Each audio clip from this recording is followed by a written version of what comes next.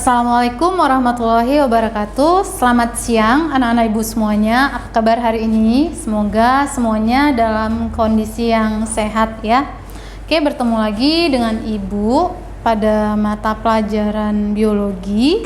Kali ini ibu akan mengajak anak-anak ibu semua untuk belajar tentang materi yang berjudul virus.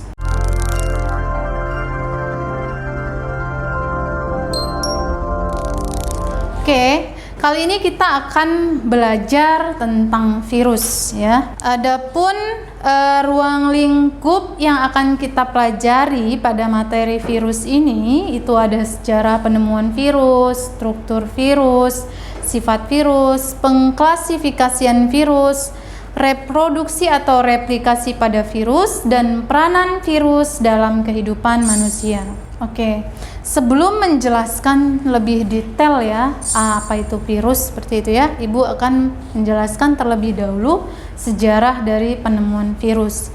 Jadi virus itu pertama sekali diteliti oleh seorang ilmuwan yang berkebangsaan Jerman yang bernama Adolf Meyer pada tahun 1883. Pada saat itu di wilayah Jerman itu petani dari penanam tembakau ya, petani tembakau mengalami yang namanya wabah ya pada tanaman tembakaunya, di mana daun tembakau yang dimiliki oleh petani-petani tersebut mengalami kerusakan. Terdapat bercak-bercak kuning pada daun tembakau yang menyebabkan daun tembakau itu menggulung dan lama-lama tembakaunya akan mengalami kematian sehingga tidak dihasilkan panen yang maksimal oleh petani-petani tembakau tersebut, sehingga para petani tembakau tersebut mengajukan permintaan kepada si Adolf Meyer untuk melakukan penelitian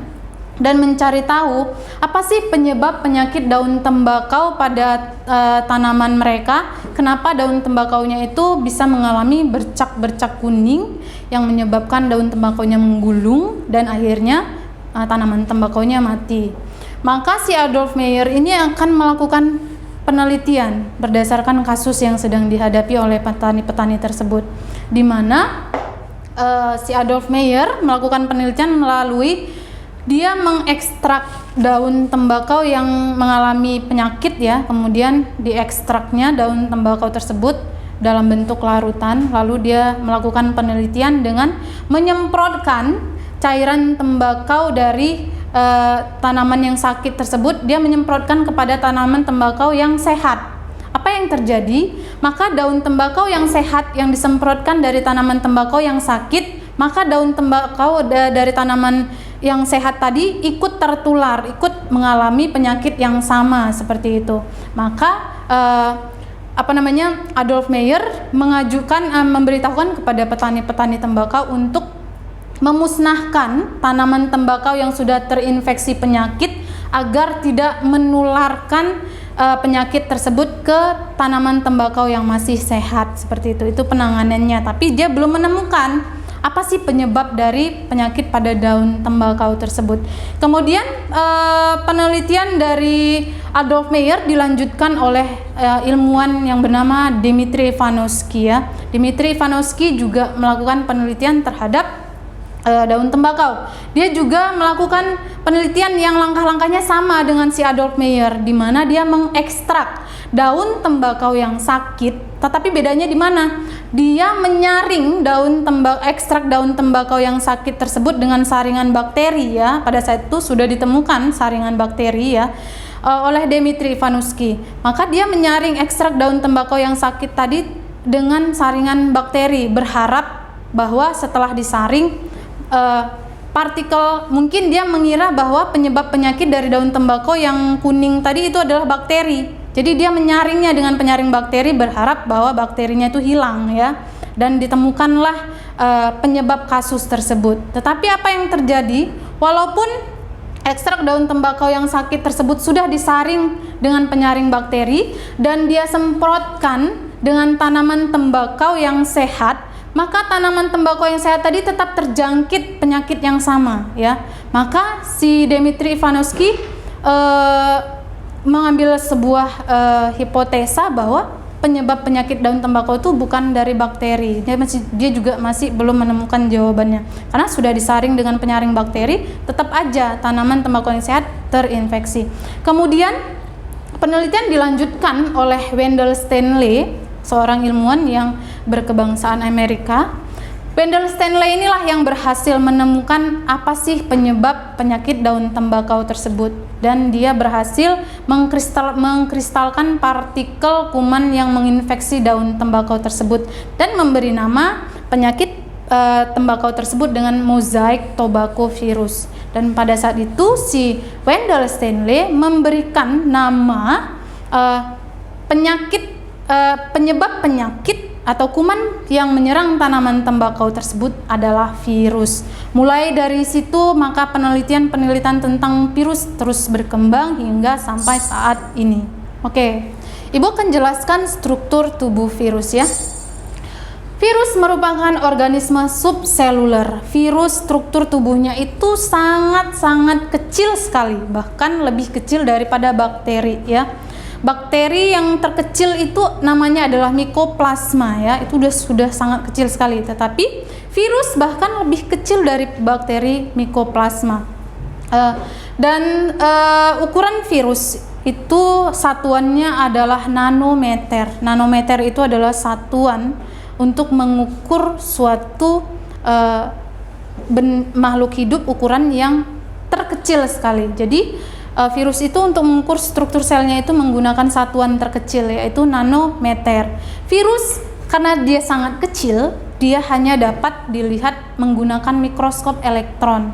Mikroskop elektron itu adalah perbesaran yang lebih halus lagi daripada mikroskop cahaya. Mikroskop cahaya tidak bisa digunakan untuk melihat dan meneliti virus. Virus hanya dapat digunakan dengan mikroskop elektron. Dan ukuran virus berkisar dari 10 nanometer hingga 300 nanometer. Oke, struktur tubuh virus itu sangat unik sekali ya. Virus itu dikelompokkan ke dalam makhluk hidup peralihan. Virus itu sebenarnya tidak bisa dikatakan sebagai makhluk hidup, juga tidak bisa dikatakan sebagai benda mati. Kenapa seperti itu? Karena untuk dikatakan sebagai makhluk hidup, virus tidak mencukupi kriteria untuk masuk ke dalam kelompok makhluk hidup. Karena apa? Karena dia yang pertama bisa dikristalkan, ya. Dan setelah dikristalkan dia bisa hidup lagi seperti itu. Sementara makhluk hidup lain itu tidak ada selnya yang bisa dikristalkan, hanya virus yang selnya itu bisa dikristalkan. Kemudian ciri-ciri benda mati yang dimiliki oleh si virus, yang pertama adalah dia tidak bisa bernafas, tidak bisa melakukan metabolisme, dan tidak bisa berkembang biak ketika dia itu tidak sedang menginfeksi sel makhluk hidup yang lain. Intinya seperti ini, ketika si virus di luar dari sel tubuh makhluk hidup, dia itu tidak bisa bernafas, tidak bisa melakukan reaksi metabolisme, tidak bisa melakukan replikasi atau reproduksi. Itulah alasan kenapa si virus ini tidak bisa digolongkan ke dalam kelompok makhluk hidup. Tetapi dia juga tidak bisa digolongkan ke dalam makhluk yang tidak hidup atau benda mati. Karena apa? Ketika dia sudah menginfeksi suatu inang atau sel makhluk hidup lain, maka ciri-ciri kehidupan pada selnya itu muncul. Ketika dia berada di dalam sel inangnya atau sel makhluk hidup yang dia infeksi, maka dia itu bisa bernafas, bisa melakukan proses metabolisme, dan bisa melakukan proses reproduksi atau replikasi. Seperti itu. Tapi di luar dari tubuh inangnya dia tidak bisa. Jadi sehingga posisi dari keberadaan si virus ini masih membingungkan ya antara benda mati dan makhluk hidup. Sehingga diambil garis tengahnya bahwa virus dikelompokkan ke dalam mikroorganisme peralihan antara benda mati dan makhluk hidup. Yang lebih uniknya lagi, struktur dari si sel virus itu sangat sederhana sekali, berbeda dengan sel-sel dari makhluk hidup lain seperti sel manusia, sel tumbuhan, dan sel bakteri. Bahkan strukturnya itu lebih sederhana daripada sel bakteri sekalipun ya.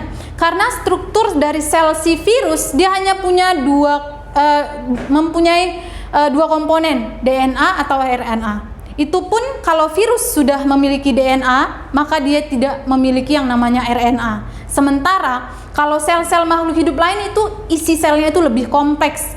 Ada yang namanya inti sel atau nukleus, ada nukleolus. Kalau makhluk hidup yang lain ya, eukariotik yang lain seperti sel manusia itu memiliki yang namanya nukleus, nukleolus, ada ribosom, ada mitokondria, ada badan Golgi dan sebagainya. Sementara kalau sel virus dia hanya punya dua komponen saja. Kalau sudah punya DNA, maka dia tidak punya RNA. Begitu juga sebaliknya. Kalau di dalam selnya itu sudah ada RNA, maka dia tidak memiliki DNA. Dan komponennya hanya itu saja. Sehingga virus itu dikatakan sebagai makhluk hidup yang aseluler ya. Aseluler itu selnya itu tidak sempurna seperti itu. Oke, Ibu akan menjelaskan tentang struktur tubuh virus. Ini adalah salah satu bentuk dari tubuh virus ya. Bukan berarti semua virus itu bentuknya sama seperti ini, tidak. Tetapi ini adalah struktur tubuh virus yang struktur selnya itu paling canggih gitu, paling sempurna di antara struktur sel virus-virus yang lain. Inilah struktur sel virus yang paling sempurna atau paling lengkap gitu.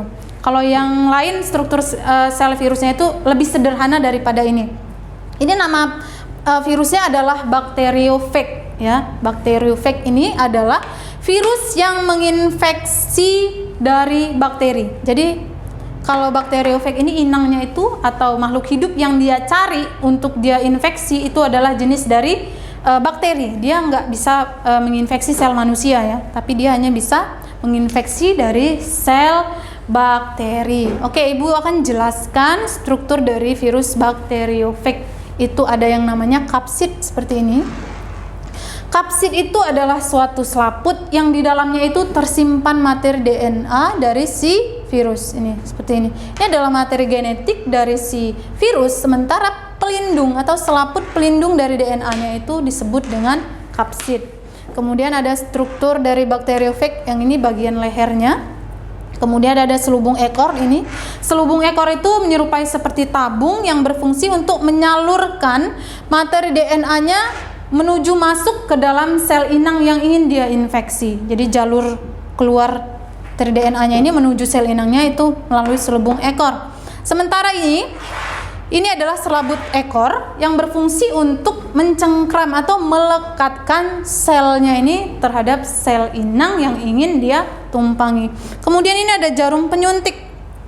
Jarum penyuntik pada bakteriophage atau virus phage ini ya, dia berfungsi untuk melubangi sel inang yang ingin dia infeksi. Jadi dia menggunakan jarum penusuknya ini, setelah berlubang sel inangnya, maka dia akan menyuntikkan materi DNA-nya untuk bisa masuk ke dalam sel inang yang ingin dia infeksi. Oke, kita masuk ke sifat virus. Sifat virus itu adalah parasit. Tahu parasit? Parasit itu artinya adalah makhluk hidup yang tidak bisa hidup sendiri, dia itu butuh menumpang dengan makhluk hidup yang lain. Ketika si virus tidak parasit atau tidak hidup di tubuh inangnya, maka dia akan memunculkan sifat benda mati.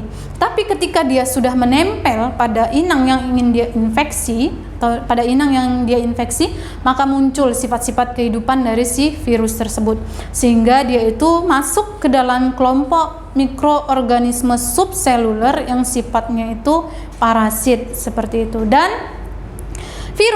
sifat virus itu adalah parasit pada sel makhluk hidup. Makhluk hidup apa saja yang bisa diinfeksi oleh si virus itu ada sel manusia atau manusia, hewan, tumbuhan, dan bakteri. Oke, kita akan masuk ke pengklasifikasian virus. Jadi berdasarkan DNA dan RNA yang dimiliki oleh si virus dibagi menjadi dua kelompok besar, yaitu virus DNA atau virus RNA. Virus DNA adalah virus yang di dalam selnya itu mengandung materi DNA. Sementara virus RNA adalah virus yang di dalam selnya itu mengandung materi RNA. Ingat ya, bahwa kalau virus itu sudah memiliki materi DNA, dia tidak memiliki lagi materi RNA. Dan begitu juga sebaliknya. Apabila dia itu sudah memiliki materi genetik RNA, dia tidak memiliki materi genetik DNA. Ibu akan jelaskan pengklasifikasian virus berdasarkan struktur DNA atau RNA yang dimilikinya serta penyakit yang ditimbulkan. Ada dari genus DNA untai ganda, ya, itu dari virus parvovirus. Genusnya itu parvovirus, ya. Dia itu dapat menimbulkan penyakit yang namanya papiloma atau kutil, kemudian tumor pada hewan dan kanker serviks. Kemudian dari genus adenovirus. Genus adenovirus itu virus yang dapat menyerang saluran pernapasan. Kemudian ada virus herpes virus. Herpes virus adalah virus yang menyebabkan penyakit herpes. Untuk lebih detailnya, kalian boleh berliterasi, googling, cari apa sih itu papiloma, apa itu penyakit saluran pernapasan, apa itu herpes, ya. Kemudian ada fox virus. Fox virus itu adalah virus yang dapat menyebabkan penyakit cacar, ya. Kemudian untuk klasifikasi virus dari RNA untai ganda itu ada nama virusnya reovirus, penyakit yang ditimbulkan infeksi pada saluran pernapasan dan gastroenteritis. Kemudian ada picomavirus, itu jenis virus yang dapat menimbulkan penyakit polio, ya. Kemudian ada togavirus, itu adalah jenis penyakit yang bisa menyebabkan penyakit rubella. Paramyxovirus itu menyebabkan penyakit campak gondong, ya. Kemudian ada orthomyxovirus, itu virus yang dapat menyebabkan influenza. Retrovirus adalah virus yang dapat menyebabkan penyakit tumor. Oke, Ibu akan jelaskan reproduksi virus, ya. Jadi virus itu dapat memperbanyak dirinya atau menghasilkan keturunannya dengan dua cara, yaitu secara daur litik dan secara daur lisogenik. Reproduksi virus secara daur litik, di mana virus itu menginfeksi inangnya, kemudian dia membunuh sel inangnya sehingga makhluk hidup itu akan mengalami kematian. Ya, ingat ya, daur litik, si virus menginfeksi sel inang dan meledakkan atau memecahkan sel inangnya sehingga sel inangnya itu mengalami kematian. Oke, Ibu akan jelaskan step by step dari daur litik pada si virus. Fase pertama, maka si virus akan mencari inang yang sesuai dengan reseptornya, ya. Setelah menemukan inang atau induk atau makhluk hidup yang ingin dia infeksi, dia akan menempel di permukaan dari sel inangnya. Ini sel inangnya ini adalah bakteri, karena di sini posisinya itu adalah virus bakteriofag, ya. Kalau bakteriofag, inang yang cocok untuk dia adalah sel bakteri. Maka dia akan menempel pada permukaan dari si sel inangnya atau sel bakteri. Proses menempelnya virus di permukaan sel bakteri itu disebut dengan proses adsorpsi. Ya, adsorpsi itu adalah fase di mana virus menempel pada permukaan sel inangnya. Kemudian masuk ke fase penetrasi, fase yang kedua, di mana si virus akan menyuntik atau merobek sedikit permukaan dari si sel bakteri, ya, atau sel inangnya dengan menggunakan enzim lisozim. Enzim lisozim itu adalah enzim yang dapat menghancurkan sel inang dari si virus. Kemudian setelah permukaan sel inangnya itu robek, ya, sedikit, ya, dia akan menyuntikkan masuk materi DNA-nya ke dalam sel inangnya. Kemudian masuklah DNA dari si bakteriofag atau si virus tersebut ke dalam tubuh si sel bakteri atau sel inangnya. Maka si cairan DNA atau gen dari si virus tersebut akan membajak materi genetik dari si sel bakteri. Dibajaknya itu diapain? Maka dia akan menggunakan materi genetik dari si sel bakteri untuk menciptakan bagian-bagian partikel dari tubuh si virus. Proses pembuatan bagian-bagian partikel dari si virus yang dilakukan oleh materi genetik dari si sel bakteri itu disebut dengan fase sintesis, seperti itu. Kemudian setelah selesai fase sintesis, maka akan masuk ke fase perakitan, di mana di dalam sel si bakteri ini terjadi proses penyusunan, ya, fragmen-fragmen dari si virus menjadi utuh, ya. Setelah utuh, struktur tubuh virusnya ini, maka sudah terbentuklah virus-virus yang baru. Maka sudah dihasilkan anakan-anakan dari si sel virus yang baru.